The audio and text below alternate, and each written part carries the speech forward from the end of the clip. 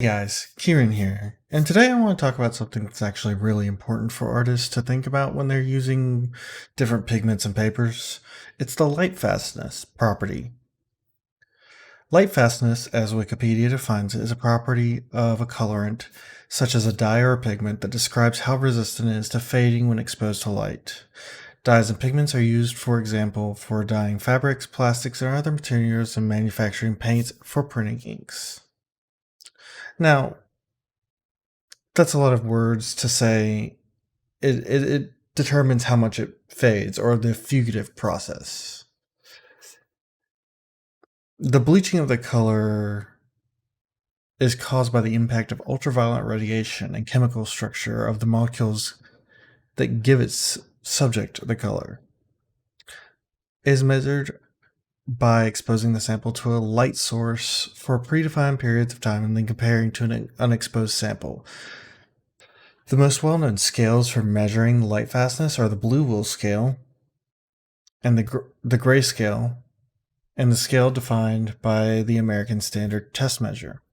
On the blue wheel scale, the light fastness is rated between 1 to 8. 1 is pretty bad, like those flyers you see stuck to the poles, and 3 or 4 days later the reds are yellow and whatever. That's 1. And 8 is high quality archival printing inks and pigments. In the grayscale, the light fastness is rated between 1 and 5, with 1 being poor and 5 being excellent. And in the American Standard Test Measure, it's 1 and V, or I and V, which is 1 and 5 again, but they just had to be fancy. But they called 1 excellent, and it's a little backwards, but it corresponds to a 7 or 8 on the blue wheel scale. Now, for a little bit more I'll go into the blue wheel because I think that is probably the easiest to understand. A very poor blue wheel, so 1 will have less than 2 years with direct exposure. The poor, which is 2 and 3, will have 2 to 15 years. Fair light fastness will have 15 to 50. Very good light fastness will have 50 to 100, and excellent will have over 100 years. So, this is important for some printing operations. Like if you're printing things that are going to be, billboards for the next 10 years, you want a fairly strong light fastness there. But why does it do that? Well, from what I've read, there's 5 main processes.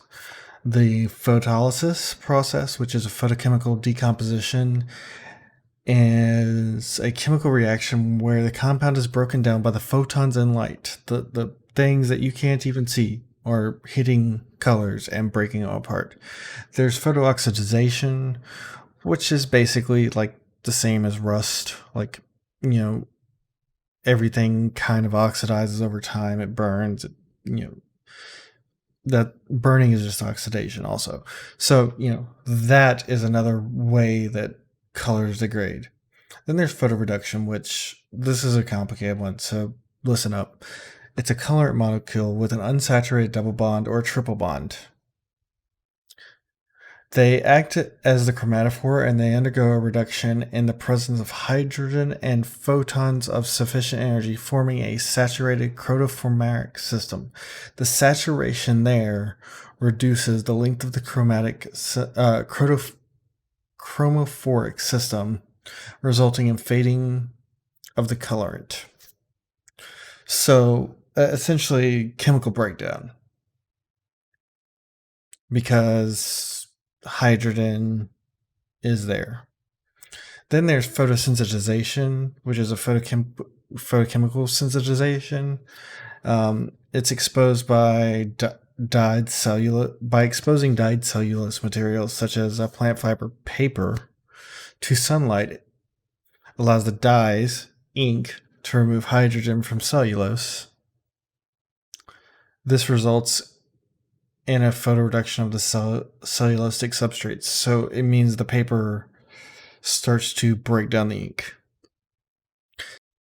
Simultaneously, the colorant will undergo oxidation, which that's because we have air everywhere, and that results in the photooxidization of the colorant. These processes result in both the fading of the colorant and this loss of strength of the substrate. Now, the last one is phototendering. Photochemical tendering. It's a result of UV light. So turn off your black lights, kids. It's okay. The substrate, generally paper material, supplies hydrogen to the colorant materials, reducing the colorant material molecule. As hydrogen is removed, the material undergoes oxidation. The big thing is air and light is what we're looking at, which is the reason for photochemical degradation or light fastness failure. So after learning about light fastness and this kind of longer video, my next video is going to be 8 tips to keep things from fading. If you'd like to see that and learn more about the ways to protect your investments in art, feel free to follow by hitting that subscribe button, ringing that bell, and doing all the YouTuber things. Also, I stream on Twitch where I talk about art pretty regularly. And I'm on Twitter and Instagram as well. Everything's going to be linked below. Thanks and have a great day.